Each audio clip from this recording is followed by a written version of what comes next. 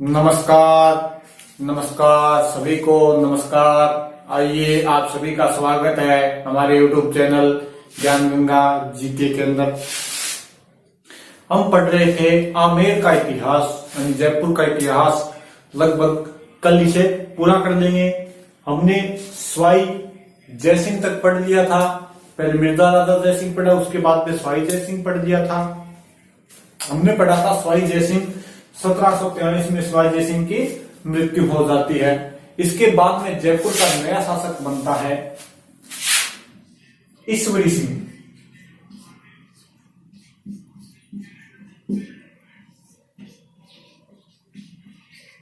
ईश्वरी सिंह, इसका शासनकाल है 1743 से लेकर 1750 तक। स्वाई जयसिंह के बाद क्या हो जाता है कि जयपुर के अंदर, अब जयपुर बोल सकते हैं, आमेर बोल सकते हैं, आमेर तो नहीं रही, राजधानी जयपुर हो गई। तो जयपुर के अंदर क्या हो गया था, उत्तराधिकार युद्ध शुरू हो गया था, उत्तराधिकार संघर्ष शुरू हो गया था। एक हमने पढ़ा था देवाली समझौता। स्वाई जयसिंह थे,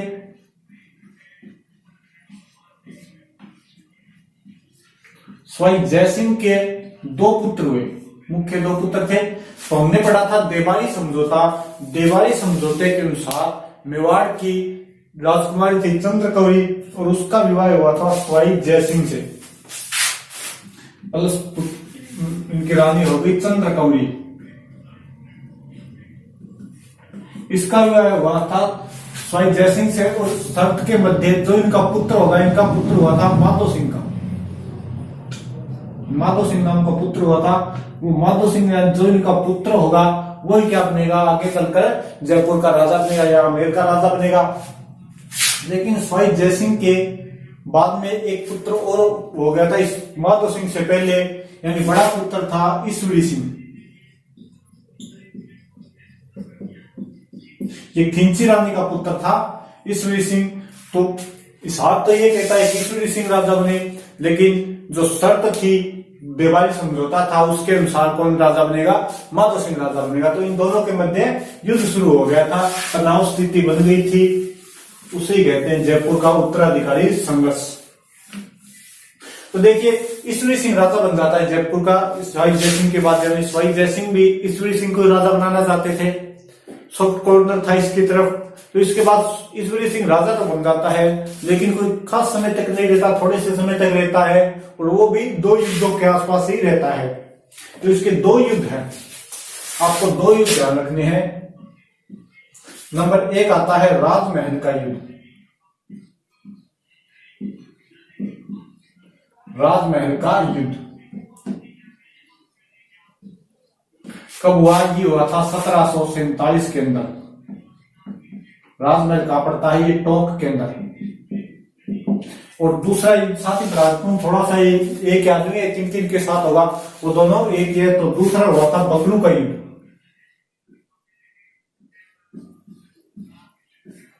बगरू पड़ता है अपने जयपुर के अंदर। बगरू का युद्ध हुआ था, ये हुआ था 1741 के अंदर, सॉरी 48 के अंदर। ये 47 के अंदर हो गया, ये 48 के अंदर, एक वर्ष बाद हुआ था। दोनों के अंदर दोनों के अंदर जो लड़ेंगे वो दोनों तरफ से एक ही, दोनों युद्धों में एक ही पक्ष लड़ेंगे। इसके अंदर था ईश्वरी सिंह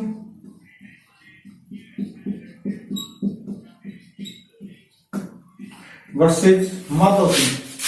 इसका भाई है माधो सिंह। ये स्थिति इसकी है, बस थोड़ा ध्यान रखिएगा। जीतेगा पहले में इसमें ईश्वरी सिंह और उसमें माधो सिंह जीतेगा। ईश्वरी सिंह के साथ लड़ने आया भरतपुर से सूरजमल। भरतपुर से जाट राजा सूरजमल लड़ने के लिए आया, क्योंकि भरतपुर के अंदर स्वाई जयसिंह ने बदन सिंह को राजा बनाया था। तो बदन सिंह स्वाई जयसिंह को मानते थे और स्वाई जयसिंह का पक्ष वाला पुत्र कौन सा था? ये ईश्वरी सिंह था। तो भरतपुर वालों ने किसका पक्ष लिया? ईश्वरी सिंह का। माधो सिंह मेवाड़ वाले आएंगे तो जगत सिंह सेकंड, क्योंकि मेवाड़ वालों का ये मामला हो गया। जगत सिंह सेकंड। बूंदी में स्वाई जयसिंह ने इंटरफेयर किया था, वहां पर राजा किसको बना दिया था? दलेल सिंह को। और किसको नहीं बनाया था? उमेद सिंह को। तो बूंदी से आया था माधो सिंह की तरफ उमेद सिंह। बूंदी से आ गया उम्मेद सिंह। कोटा वाले भी आए थे, कोटा से आया था दुर्जन साल, ये भी माधव सिंह की तरफ से। और इसकी तरफ से एक आए थे मराठा। तो बोले मराठा इस तरफ क्यों आए, तो मराठा को जिस दो लोग पैसे देते थे वो उसी तरफ से आते थे। माधव सिंह ने थोड़े पैसे दे दिए तो मराठा इसकी तरफ से लड़ने आ गए थे। क्योंकि मराठों का तो एक और ही नया तरीका था कि जो जिसकी तरफ से युद्ध लड़ते उससे तो पैसे लेते ही किराए के ऊपर आते, मान सकते हैं किराए के लड़ाकू थे ये मराठा। तो जो युद्ध हार जाता, जो सामने वाला पक्ष अगर युद्ध हार गया तो उससे भी हर्जाना लेते। वो कहते किस बात का हर्जाना, तो कहते युद्ध का हर्जाना भी, हार युद्ध तेरी वजह से हुआ है, हारा तू है तो तू युद्ध का हर्जाना दे। यानी मराठे दोनों तरफ से पैसे लेते थे। तो पहला युद्ध हुआ राजमहल टोंक के अंदर, युद्ध हुआ 1747 के अंदर ईश्वरी सिंह और माधव सिंह के बीच। ईश्वरी सिंह की तरफ था भरतपुर का सूरजमल और माधव सिंह की तरफ मेवाड़ से जगत सिंह सेकंड, बूंदी से उम्मेद सिंह, कोटा से दुर्जन साल और मराठा थे। इस युद्ध में ईश्वरी सिंह क्या करता है, जीत जाता है। ईश्वरी सिंह जीत जाता है, माधव सिंह की इन संयुक्त सेना को क्या करता है, हरा लेता है। और ईश्वरी सिंह इस युद्ध में जीतने के बाद एक इमारत बनवाता है, ईश्वर लाट, अपने नाम पर। ईश्वर यानी अपने नाम पर बनवाए, लाट यानी स्तंभ या इमारत, तो क्या बनवाता है, ईश्वर लाट। ईश्वर लाट का ही दूसरा नाम है सरदासुली।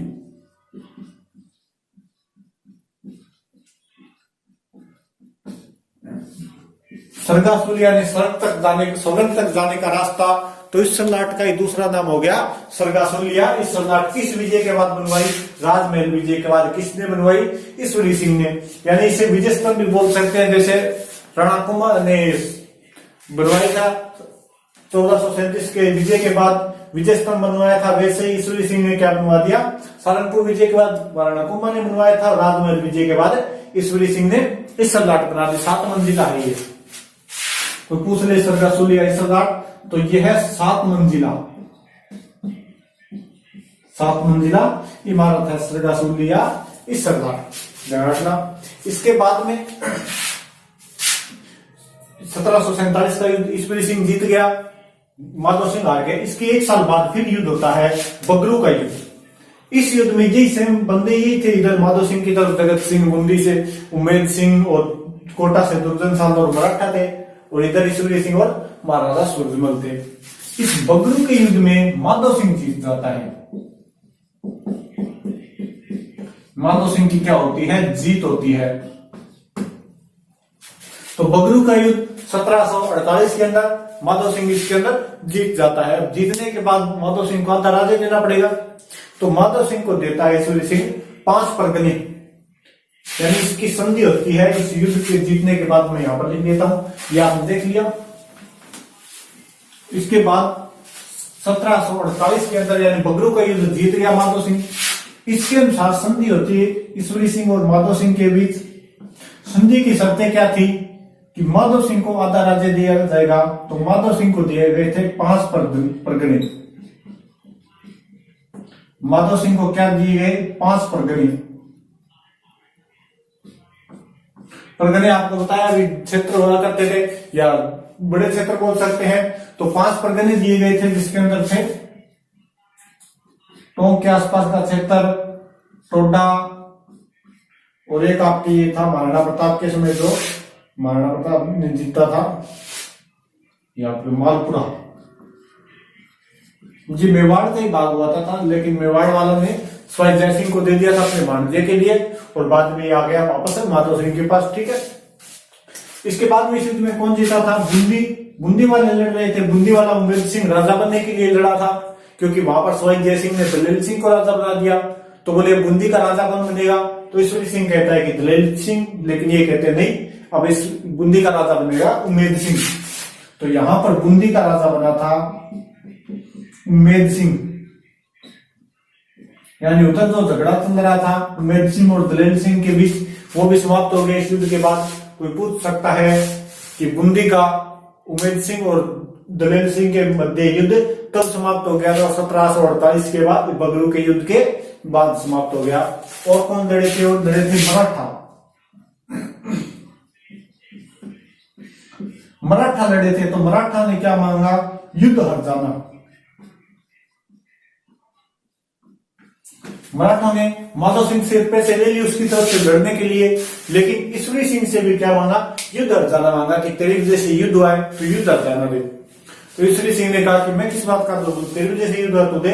तो ईश्वरी सिंह ने कहा मेरे पास अब तो नहीं है, किस्तों में बांध लो। तो बोला ठीक है, किस्त पेमेंट कर दे। तो 1748 में किस्त लेके गए, 49 में किस्त लेके गए। जब 50 में आए, 1750 के अंदर जब वापस आए मराठे, तो उस समय ईश्वरी सिंह ने कहा कि इस बार पैसे नहीं बने, 7 लाख रुपए मांग रहे थे।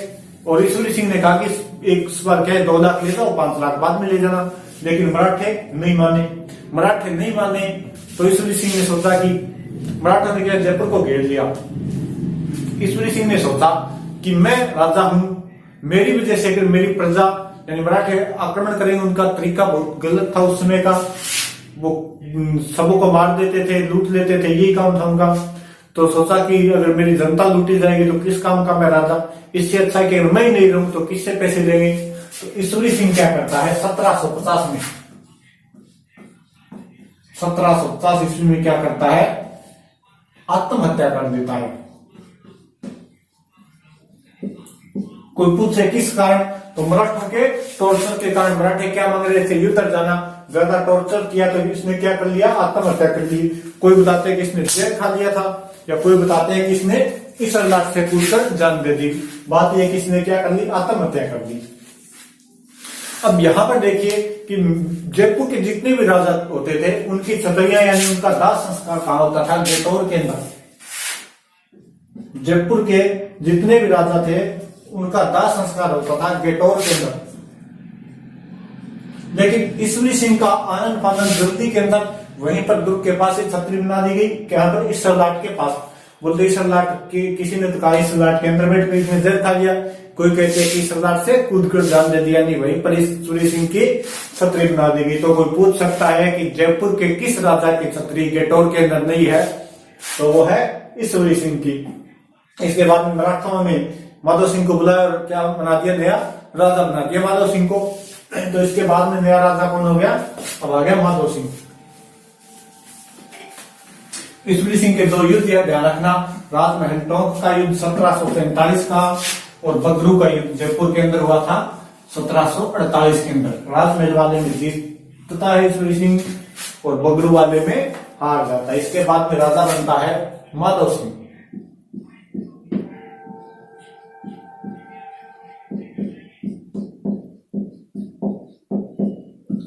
माधव सिंह राजा बनता है 1750 में,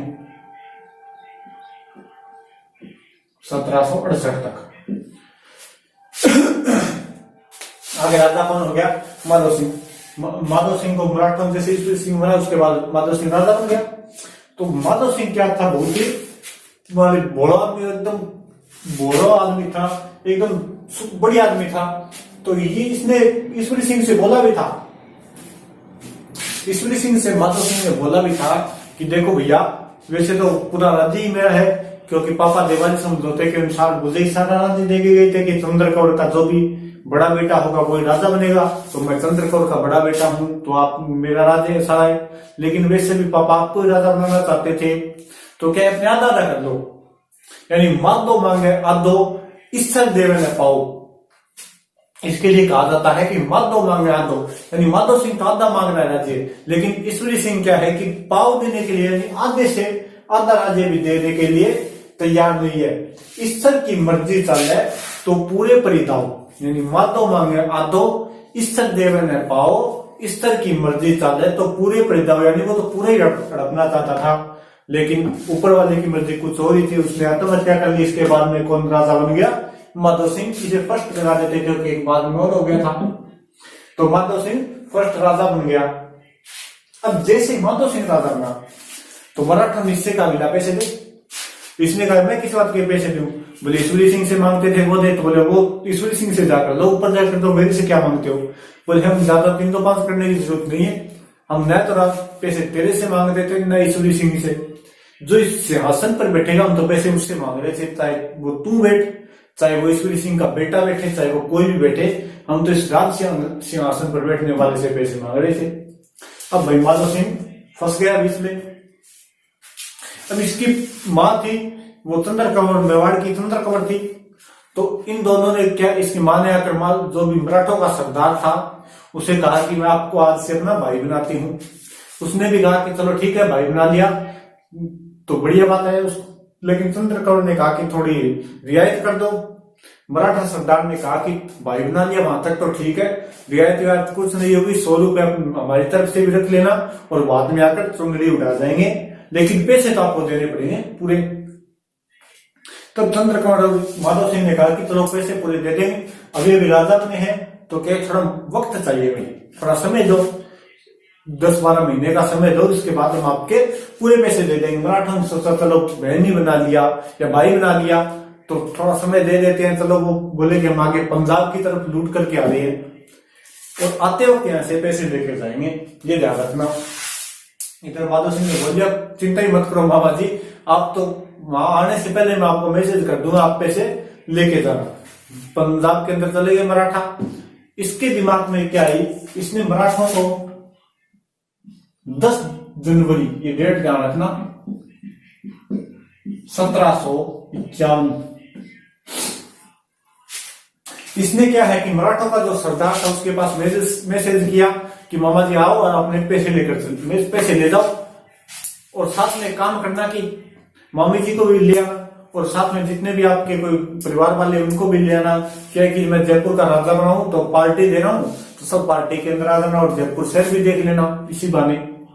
उस मराठा सरदार ने कहा कि घर वाले तो सभी कहा है दक्षिण के अंदर है, मैं तो यहाँ पे युद्ध पे हूँ, मेरे साथ तो कोई 4,000 सेना है, कोई ज्यादा सेना नहीं, 4,000 की सेना है, तो क्या है कि मैं अकेला जाकर युद्ध जाना ले जाऊंगा। माधव सिंह ने कहा नहीं, फिर 4,000 सेना है तो उसको ही ले आना। बोले 4,000 है, बोले क्या हुआ तो 4,000, तो हम भी जयपुर के राजा है, सबको नाश्ता पानी कराएंगे, खाना खिलाएंगे और सबको ले आना, जयपुर भी दिखवाएंगे। क्या करते हैं, मराठे आते हैं तो माधव सिंह के पता नहीं क्या दिमाग में आई, इसने जयपुर के सभी गेट बंद करवा दिए और दिल्ली गेट से आए थे, उस साइड से आए थे पंजाब से, तो दिल्ली गेट से क्या है सब मराठों को अंदर जयपुर के अंदर आने दिया और जैसे वो आ गए तो वो गेट भी बंद कर दिए और वह कायदा सारी जनता को हथियार दे गए, पहले से दे दिए हथियार सारी जनता को, किसी को तलवार, किसी को भाले, किसी को कुल्हाड़ी, यानी जो चलाना जाने वो सब बच्चे के हाथ में हथियार दे दिए। और 9 घंटे यहाँ पर मराठों का क्या हुआ, कत्लेआम। मराठों का शुरू हो गया कत्लेआम, 9 घंटे चला, एक भी मराठा वाला जिंदा नहीं जाना चाहिए। कुछ एक दीवार के ऊपर चले गए भाग कर कूदने के लिए, परकोटा कूदने के लिए गए, उन्हें भी पकड़ पकड़ के वापस लाए कि आओ आप यहाँ पर क्या है कि नाश्ता पानी करने के लिए, कोई बोला हलवा तो लो, कोई बोला गुलाब जामुन तो ले, से कर सब मराठों को मार दिया। कुछ एक यहाँ से भागे थे और जो भागे उन्होंने जाकर बाकी मराठों जो दक्षिण भारत में थे उनको बताया कि कभी जयपुर में चले जाना देखने के लिए। बाकी वालों ने कहा चलो बदला लेते हैं, बोले नहीं नहीं बदला नहीं लेना, अभी बहुत मुश्किल से चपले हाथ में लेकर आए हैं, अगर बदला लेने गए तो वो क्या जनता से पिटवा पिटवा कर मारता है, वहां की औरतें पीट पीट कर मार देते हैं। यानी कि ध्यान रखना 10 जनवरी 1751 को जयपुर की जनता ने 4,000 मराठों को पीट पीट कर मार दिया। या मराठों का क्या कत्लेआम किसने करवाया, माधव सिंह ने, थोड़ी सी ध्यान रखना। अब क्या है, मराठा एक बहादुर कौम है, मराठा बहादुर कौम है तो ये वापस युद्ध करेगी।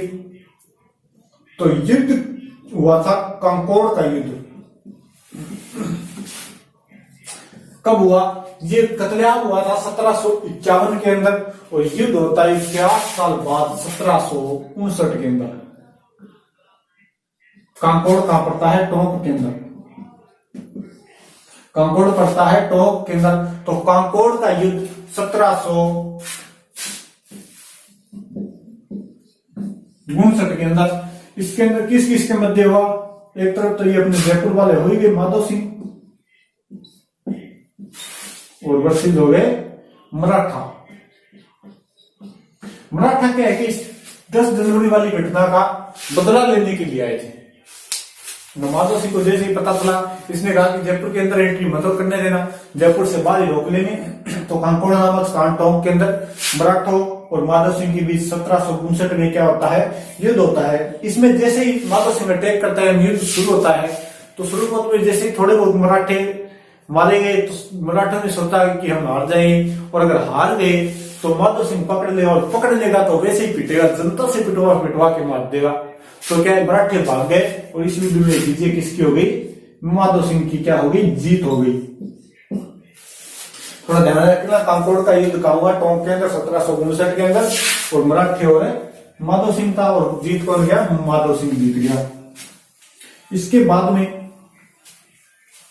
अब माधव सिंह क्या एक शक्तिशाली शासक हो गया, बगलू के युद्ध में अपने भाई को हरा देता है, मराठों का कत्लेआम कर देता है, 1759 में कांकोड़ का युद्ध जीत लेता है, तो एक शक्तिशाली शासक हो गया।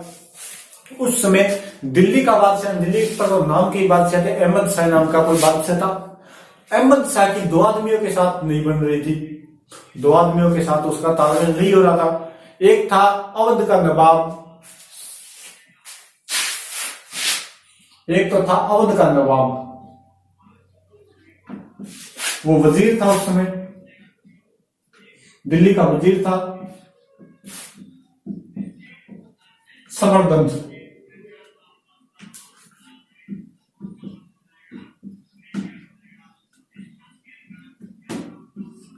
और एक था आपका भरतपुर का सूरजमल।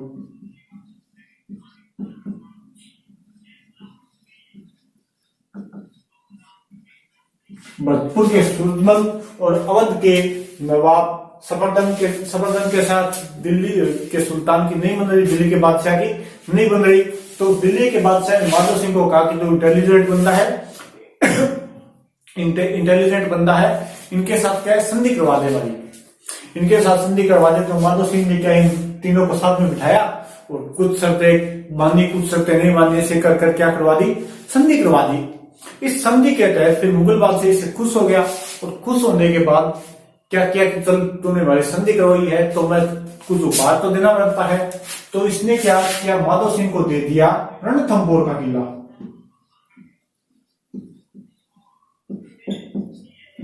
यानी इनकी संधि करवा दी, महाराजा सूरजमल की, मुगल बादशाह अहमद शाह की और समरदंज की। तो इसके बाद रणथंभौर का किला दे दिया गया किसको, माधव सिंह को। किसने दिया, दिल्ली के बादशाह ने दे दिया। लेकिन मजे की बात यहां पर यह थी कि उस समय रणथंभौर का किला दिल्ली के बादशाह के पास था ही नहीं, यानी दिल्ली के अंदर में आता ही नहीं था। उसमें दिल्ली का तो बस नाम का ही बादशाह था, दिल्ली खुद ही नहीं संभाली जा रही थी उनसे। तो रणथंभौर कहां संभाले, रणथंभौर का किला आता था कोटा वालों के, कोटा वालों के एक पक्ष में आता था, कोटा वालों के क्षेत्र में आता था। और कोटा का राजा था शत्रुसाल, कोटा का राजा उस समय था शत्रुसाल। माधव सिंह गया रणथंभौर, वहां पर जो भी शत्रुसाल के कोई सैनिक वगैरह थे, सेनापति थे, उनको वहां से भगा दिया और अधिकार कर लिया। अब वो सैनिक सेनापति वापस शत्रुसाल के पास गए, बोले कि माधव सिंह ने अधिकार कर लिया। कोटा वाले शत्रुसाल ने पूछा कि माधव सिंह ये क्या बात है, तुमने हमारे किले पर क्यों अधिकार कर दिया। माधव सिंह कहता है कि ये किला मुझे दिया है। बोले किसने दिया है, बोले दिल्ली के बादशाह ने दिया। बोले दिल्ली के बादशाह के बाप का थोड़ी ना है, ये किला हमारा है। तो इन दोनों के बीच क्या होता है, युद्ध होता है। इन दोनों के बीच यानी कोटा और जयपुर के बीच क्या होता है, युद्ध होता है। एक कोटा और जयपुर के बीच में क्या होता है, युद्ध होता है, बंटवाड़ा का युद्ध।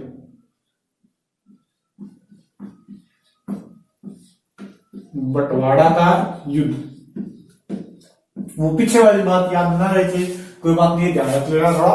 बंटवाड़ा का युद्ध 1761 के अंदर, 1761 के अंदर होता है। इधर हो गया जयपुर का माधव सिंह,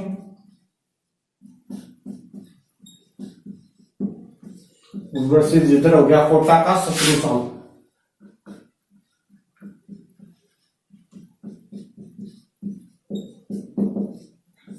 कोटा का शत्रुसाल हो गया। अब देखिए माधव सिंह एक शक्तिशाली शासक है, बगलू के युद्ध में अपने भाई को हराता है, मराठों का कत्लेआम करता है, फिर कांकोड़ के युद्ध में मराठों को हराता है, मुगल बादशाह की संधि करवा रहा है, वो तो शक्तिशाली शासक है। लेकिन इस युद्ध में जीत होती है कोटा की। कोटा शासक शत्रुशाल की इस युद्ध के अंदर क्या जीत होती है, और उसका कारण था इसका सेनापति। इसका सेनापति उस समय था जालिम खान झाला, जालिम सिंह झाला। क्या बेहतरीन सेनापति था, अपने समय का सबसे बेहतरीन सेनापति। यानी देखिए बंटवारा की युद्ध होता है 1761 में। इसके बाद में एक युद्ध और पढ़ेंगे हम किशोर सिंह सेकंड के साथ 1821 के अंदर। उस समय भी जालिम सिंह झाला सेनापति था। यानी 60 साल तक जिस बंदे ने मिलिट्री कैंप में गुजारे हो तो वो सोच सकते हैं कितना शक्तिशाली होगा, कितना बड़ा योद्धा रहा होगा। लेकिन इतिहास की यही विडंबना है कि ऐसे महान योद्धा को हम पढ़ते ही नहीं या पढ़ाया ही नहीं जाता। तो लेकिन यहाँ पर सेनापति था जालिम सिंह झाला, जिसका नाम ही जालिम सिंह हो तो सोच रहे हो कितना जालिम होगा, कितना योद्धा होगा। इस युद्ध के अंदर जालिम सिंह झाला ने अपनी प्रारंभिक झलकियां दिखाई थी। यानी उस समय वो जवान था, प्रारंभिक उम्र थी, तो अपनी प्रारंभिक झलकियां जिस युद्ध की वजह से वो फेमस हुआ था वो था बंटवारा का युद्ध। और इसमें जीत होती है कोटा के शत्रुशाल की। कोटा वाली इस युद्ध के अंदर जीत जाते हैं और माधव सिंह क्या इस युद्ध के अंदर हार जाते हैं। तो ये थोड़ी सी बात ध्यान रखनी है। माधव सिंह ने एक दो चीज बनवाई थी। एक चाकसू के अंदर शीतला माता का मंदिर बनवाया था। चाकसू के अंदर शीतला माता का मंदिर, चाकसू में बनवाता है शीतला माता का मंदिर।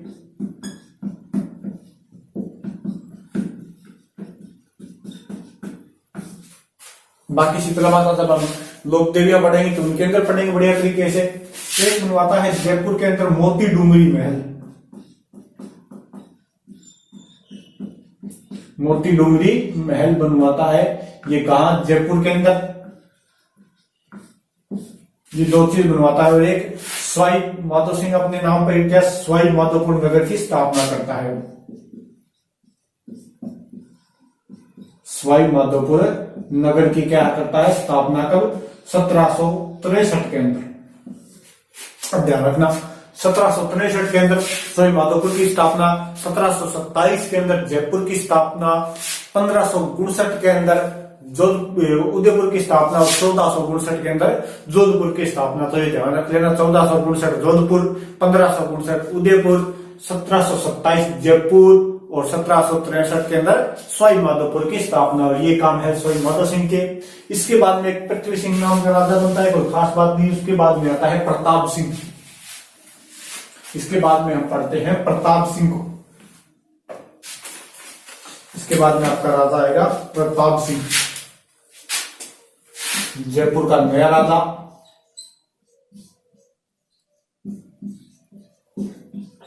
ये भी एक महान राजा हुआ है वैसे देखें तो प्रताप सिंह। और ये राजा बना था 1778 के अंदर, रहा था 1823 तक। 1778 से 1778 से 1803 तक रहा था, ऐसा ही रहा था। तो प्रताप सिंह राजा बना तो उसके समय एक युद्ध हुआ था मराठों के साथ। या दो युद्ध है इसके, वो दो युद्ध ध्यान रखने हैं। एक हुआ था तुंगा का युद्ध। तुंगा का युद्ध मराठों के साथ हुआ था इसका। यानी इधर है प्रताप सिंह वर्सेस मराठा। प्रताप सिंह वर्सेस मराठा। लेकिन मराठों का जो सेनापति था, पहले देख लेते हैं। प्रताप सिंह की तरफ था जोधपुर का विजय सिंह। जोधपुर के राजा थे विजय सिंह। यानी प्रताप सिंह और जोधपुर के राजा विजय सिंह की संयुक्त सेना। और इधर मराठों के थे महादजी सिंधिया, सेनापति थे महादजी सिंधिया।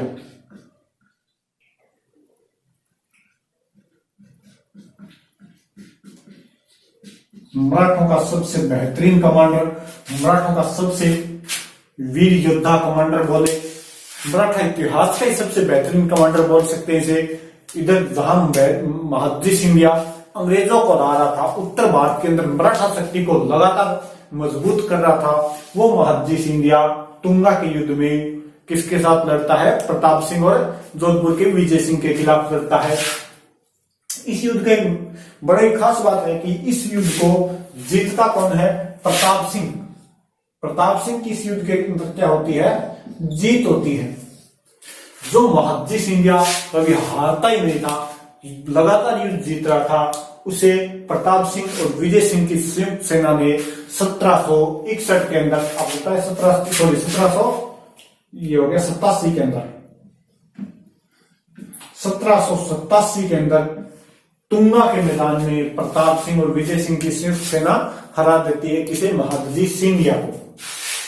महादजी सिंधिया बहुत ज्यादा ताकतवर, बहुत ज्यादा शक्तिशाली, योग्य और बेहतरीन कमांडर था मराठों का। इसने अंग्रेजों के चंगुल से आलम शाह सेकंड को लाकर दिल्ली का बादशाह बना दिया, मुगल बादशाह बना दिया। यानी मुगल बादशाह के ऊपर कंट्रोल था, अंग्रेजों को हरा रहा था और उत्तर भारत के अंदर बहुत बड़ी शक्ति के रूप में ऊपर करा रहा था। जिसे जो बार बार युद्ध जीत रहा था, उसे तुंगा के मैदान में प्रताप सिंह और विजय सिंह की संयुक्त सेना ने हरा दिया, और हराया भी क्या बेहतरीन तरीके से। यानी इसकी में महादजी सिंधिया की बहुत ज्यादा बेइज्जती हुई थी। और जाते वक्त महादजी सिंधिया कह कर गया था कि अगर मैं जिंदा रहा तो जयपुर को मिट्टी में मिला दूंगा। ये बात मैं कह कर गया था महादजी सिंधिया कि अगर मैं जिंदा रहा तो जयपुर को मिट्टी में मिला दूंगा। इस युद्ध में प्रताप सिंह प्लस विजय सिंह थे जोधपुर के, क्योंकि बाद में राजस्थान के राजाओं के समझ में आ गई थी कि मराठाओं से अकेले मुकाबला करना तो कोई किसी के बस की बात नहीं है। वो चाहे आपके हुड्डा समेत और आते आते आ गई। तो यहाँ पर युद्ध हुआ था प्रताप सिंह और विजय सिंह की संयुक्त सेना, और उधर थे मराठों के बेहतरीन कमांडर माधव सिंह। एक और युद्ध होता है इन्हीं के बीच में, पाटन का युद्ध। पाटन का युद्ध इसी के 2 साल बाद, 87 के 2 साल बाद, यानी 1789 के अंदर वही प्रताप सिंह प्लस विजय सिंह, और इधर वही थे मराठा। लेकिन इस बार मराठा का सेनापति महादजी सिंधिया खुद तो आया ही नहीं था, इसने अपना दूसरा सेनापति भेजा था, फ्रांसीसी सेनापति था डी बोई। नाम भी सुना आपने, डी बोई। इसमें क्या है कि मराठों की जीत होती है, इसमें मराठा जीत जाते हैं। इसमें जीत तो वापस प्रताप सिंह की होती, लेकिन मराठाओं के जीतने का कारण यह था कि जैसे ही तुंगा का युद्ध जीता था तो शाम को पार्टी बना रहे थे दोनों, विजय सिंह और प्रताप सिंह के सेना आपस में बैठे थे, पार्टी बना रहे थे, टेक झलकाए जा रहे थे और तमच्चे पे डांस चल रहा था। तो किसी जोधपुर के किसी कवि ने कह दिया कि आज मेवाड़ को मराठों से जोधपुर वालों ने बचा लिया, वरना इन आमेर वालों की इतनी कहा मजाल कि मराठों से जीत सके। तो किसी ने कह दिया, कवि ने अपनी भाषा में, क्या उखड़ते आमेर ने राठौड़ा खड़ी राखी, उखड़ते आमेर रे राठौड़ा खड़ी राखी। तो उस समय इन्हें बहुत बुरा लगा, लेकिन इस समय नहीं बोले। लेकिन जब पाटन का युद्ध हुआ तो क्या है कि एक तरफ तो कौन हो गए? मराठा हो गए, और दूसरी तरफ विजय सिंह की सेना और प्रताप सिंह की सेना। ये प्रताप सिंह की सेना जाकर मराठों से बोले कि हम तो आपसे युद्ध करना ही नहीं चाहते, हम तो युद्ध चाहते ही नहीं, विजय सिंह और जोधपुर वाले आ गए हैं तो हम तो युद्ध नहीं करेंगे, इन्हें थोड़ा देख लो। इस बात का मराठों को पता चला कि आपसी फूट पड़ी हुई इनके अंदर, तो इन्होंने आक्रमण किया और विजय सिंह वाली सेना को दौड़ा कर पीटा, खूब अच्छे तरीके से हराया। और इस युद्ध में जीत किसकी हो जाती है? मराठों की। आपसी फूट की वजह से इस युद्ध में जीत हो जाती है मराठों की। तो ध्यान रखना, तुंगा का युद्ध 2010 के मेंस में आया था, आरएस के मेंस में, कि तुंगा के युद्ध पर टिप्पणी लिखी है। तो तुंगा की युद्ध 1787 के अंदर प्रताप सिंह प्लस विजय सिंह, साथ में था मराठा, और वो भी महादजी सिंधिया। यानी एग्जामिनर जानना चाहता था कि क्या आरएस की तैयारी करने वाले बच्चे जानते हैं कि महादजी सिंधिया को जो मराठों का श्रेष्ठ कमांडर था उसे विजय सिंह ने हराया था। विजय सिंह ने या अपने प्रताप सिंह ने उसे हराया था। ये बहुत बड़ी बात है कि महादजी सिंधिया को हरा दिया था इन्होंने, तो बहुत बड़ी बात है। इसके बाद में पाटन का युद्ध 1789 के अंदर, इसके अंदर क्या है, सेनापति मराठों का था डेबोई, फ्रांसीसी सेनापति था, और ये जीत जाते हैं इस युद्ध के अंदर मराठा। इसके अंदर एक युद्ध हो जाता है, तीसरा युद्ध मालपुरा का युद्ध। मालपुरा का युद्ध होता है 1800 ईस्वी के अंदर। 1795 के अंदर महादजी सिंधिया की मृत्यु हो गई थी, तो मालपुरा का युद्ध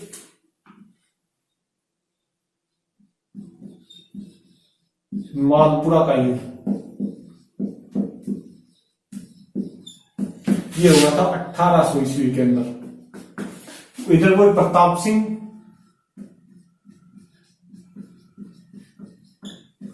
वर्सेस मराठा, और मराठों के सेनापति थे महादजी सिंधिया के उत्तराधिकारी, वो थे महादजी सिंधिया के उत्तराधिकारी दौलतराव सिंधिया।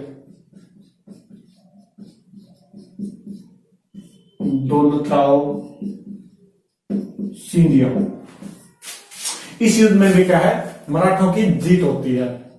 पाटन के युद्ध में जीत होती है और मालपुरा के युद्ध में मराठों की जीत होती है। तुंगा के युद्ध में क्या है, मराठे हार जाते हैं। नहीं, प्रताप सिंह और मराठों के बीच में 3 युद्ध हुए। सबसे पहले तुंगा का, उसके बाद में आपका पाटन का, और फिर मालपुरा का। पाटन और मालपुरा में जीत जाते हैं और तुंगा में मराठे हार जाते हैं। ये बात याद रखनी है। 3 युद्ध हुए इसके अंदर। पहले तुंगा के युद्ध में प्रताप सिंह जीतते हैं, फिर पाटन और मालपुरा के युद्ध में प्रताप सिंह की क्या होती है, हार होती है। ये शासक प्रताप सिंह इन युद्धों के कारण नहीं जाना जाता, ये जाना जाता है तो अपनी सांस्कृतिक उपलब्धि के कारण जाना जाता है। इसकी कल्चरल एक्टिविटी बहुत ज्यादा थी, वो देखते हैं इसकी, उनकी वजह से ये शासक क्या है, ज्यादा जाना जाता है। तो इसने सांस्कृतिक उपलब्धि में इसने बनवाया था पहला हवा महल।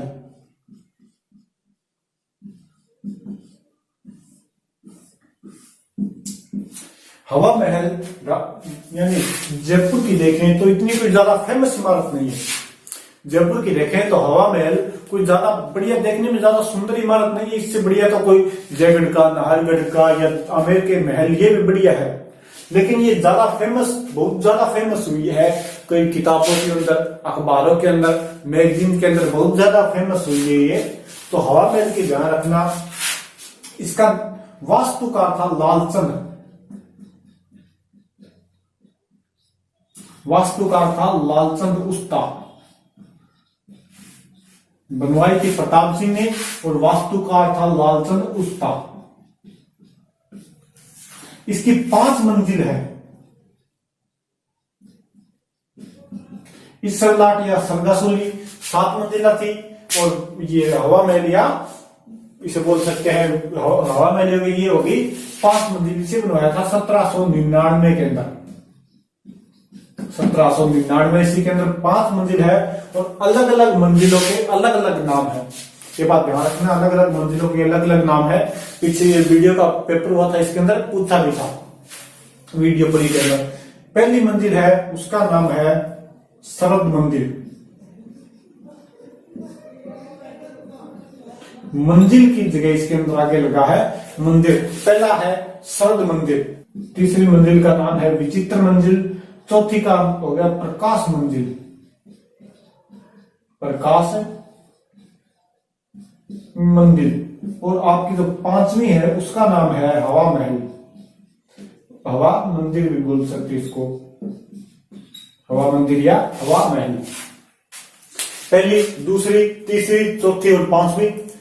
लेकिन ये हवा महल की ध्यान रखना, पहली मंजिल है, इसका एक नाम और भी है शरद मंजिल, या इसका नाम है प्रताप मंदिर, क्योंकि प्रताप सिंह ने बनवाई है तो इसे बोल सकते हैं प्रताप मंदिर या हवा मंदिर। प्रताप मंदिर या शरद मंदिर या प्रताप मंदिर बोल सकते हैं पहले मंदिर को। इसके अंदर 953 झरोखे हैं। 953 क्या है, झरोखे। ये भगवान कृष्ण के मुकुट के समान है, तो इसे मुकुट भी कहा जाता है, जयपुर का मुकुट भी कहा जाता है। ध्यान रखना थोड़ी सी। और एक और ध्यान रखना कि हवा महल के नींव नहीं है, नींव नहीं है, बिना नींव का है हवा महल बिना नींव का है, नींव नहीं है। राजस्थान के अंदर अगर कोई दुर्ग देखें बिना नींव का तो वो आपका गागरोन का किला, जिसके अंदर क्या है, नींव नहीं है। और महल देखें तो वो हवा महल है। ध्यान रखना, पहली सर्द या प्रकाश मंदिर, दूसरी रत्न मंदिर, तीसरी विचित्र मंदिर, फिर प्रकाश मंदिर, और आपकी पांचवी होगी हवा मंदिर या हवा महल। इसके अंदर 953 झरोखे हैं, तो ये बात आप ध्यान रखना। और इन झरोखे क्यों रखे गए इतने, तो यहाँ पर रानियों के लिए, यानी जो भी जयपुर की रानियां थी, पटरानियां थी, या जो भी पासवान थी, उनके तीर और गणगौर की सवारी देखने के लिए झरोखे रखे गए थे। जहां से रानियां तीर और गणगौर की क्या देखा करती थी, सवारी। तो ये आपका हवा महल हो गया। इसके बाद में इस बंदे का कोई आता है, तो आता है चित्रकला में नाम। इस बंदे के शासनकाल के समय चित्रकला भी बहुत ज्यादा फेमस हुई थी। चित्रकला फेमस तो क्या, इस समय तो बोला जाता है जयपुर की चित्रकला का स्वर्ण काल। जयपुर चित्रकला का स्वर्ण काल भी बोला जाता है प्रताप सिंह के समय को। और इसने क्या बनवाया था, चित्रकला का स्कूल।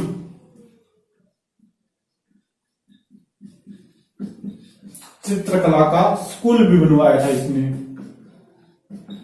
प्रताप सिंह ने। जयपुर की चित्रकला का स्वर्णकाल बोला जाता है। चित्रकला के लिए इसने स्कूल बनवाया था। और मुख्य चित्रकार थे लालचंद, मुख्य जो पेंटर थे, मुख्य चित्रकार वो थे लालचंद। एक चीज ध्यान रखना, लालचंद हवा महल के वास्तुकार लालचंद पुस्ता है वो। और ये जो जयपुर चित्रकला के प्रसिद्ध चित्रकार है, ये सीधे लालचंद है। ये लालचंद पुस्ता और लालचंद दोनों अलग अलग व्यक्ति है, ये चीजें ध्यान रखना आपने। सबसे ज्यादा अगर इनके कोई लालचंद के या कोई फेमस चित्र देखें तो वो थी पशुओं की लड़ाई। इसके प्रसिद्ध चित्र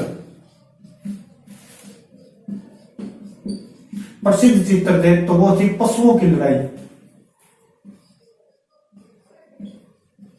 पशुओं की लड़ाई के बढ़िया चित्र बनाते थे ये, पशुओं की लड़ाई के फेमस चित्र बनाते थे। एक इनके समय ये प्रताप सिंह लाए थे महाराष्ट्र से तमाशा लोक नृत्य है। तमाशा नृत्य लेकर आए थे महाराष्ट्र से। एक बार ये महाराष्ट्र गए थे तो वहां पर तमाशा हो रहा था, तो इन्होंने देखा तो ये बढ़िया लगा और वहां से लाए थे। तो तमाशा कहाँ का है, महाराष्ट्र का। महाराष्ट्र का लोक नृत्य है। और उस समय ये महाराष्ट्र से लाए थे तमाशा कलाकारों के परिवार को लेकर आए थे। कौन आए थे इसके समय, बंशीधर भट्ट।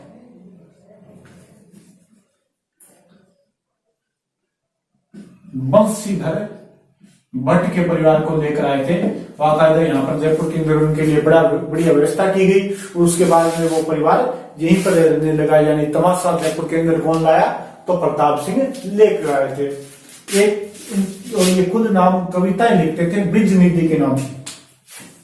खुद क्या करते थे, कविताएं लिखते थे। यानी इनका निक नेम था कविताओं के अंदर ब्रिज निधि। जैसे सूर्यकांत त्रिपाठी अपने निराला नाम से लिखते हैं, वैसे ही इनका निक नेम था ब्रिज निधि। यानी ब्रिज निधि नाम से क्या करते थे, कविता लिखते थे। ब्रिज निधि नाम से कविता लिखते थे।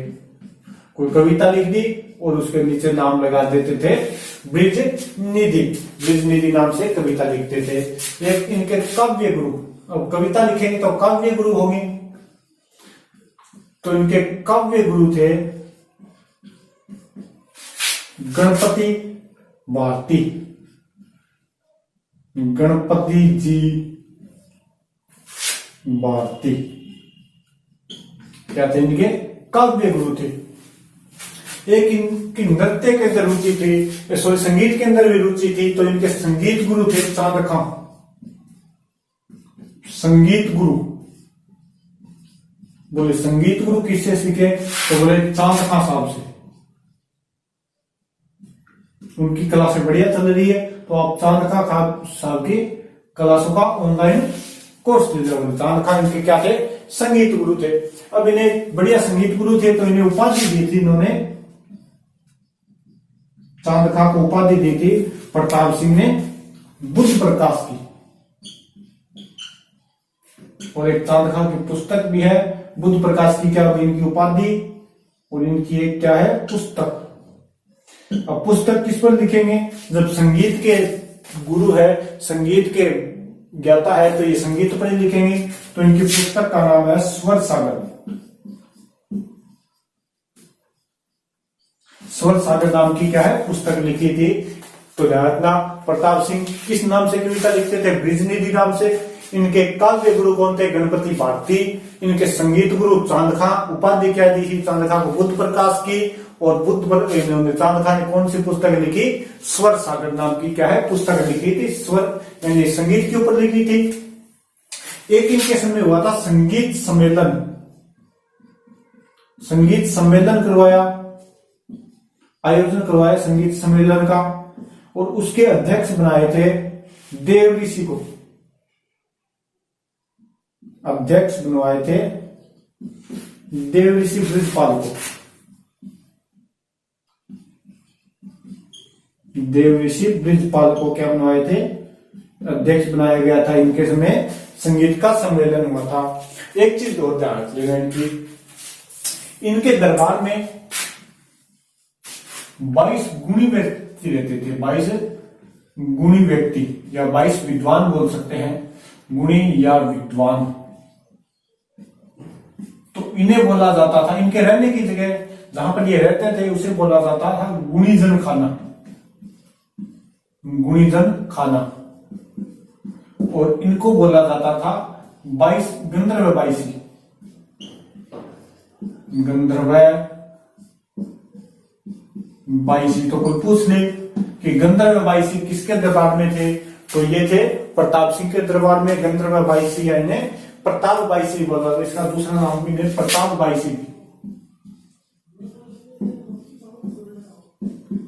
इन्हें प्रताप 22 या गंधर्व 22 बोला जाता था। जहां पर ये रहते थे उस जगह को बोला जाता था गुणीजन खाना। और किसके दरबार में कितने व्यक्ति थे, कितने विद्वान थे, 22 थे। किसके दरबार में थे, प्रताप सिंह के दरबार में। ये हो गया आपका प्रताप सिंह। तो ओके, आज कौन सा करवाया, ईश्वरी सिंह 2 युद्ध ध्यान रखने उसके। इसके बाद में माधो सिंह करवाया, उसके 3 युद्ध है। इसके बाद में प्रताप सिंह खास ध्यान रखना तुंगा वाला युद्ध। और उसके बाद में थोड़ी इनकी सांस्कृतिक उपलब्धि ध्यान कर लेना। तो इसके बाद में कल जयपुर को पूरा कर लेंगे। तो थोड़ा चैनल को सब्सक्राइब कर लेना, कैसी लगी क्लास कमेंट कर देना। Okay, thank you, bye.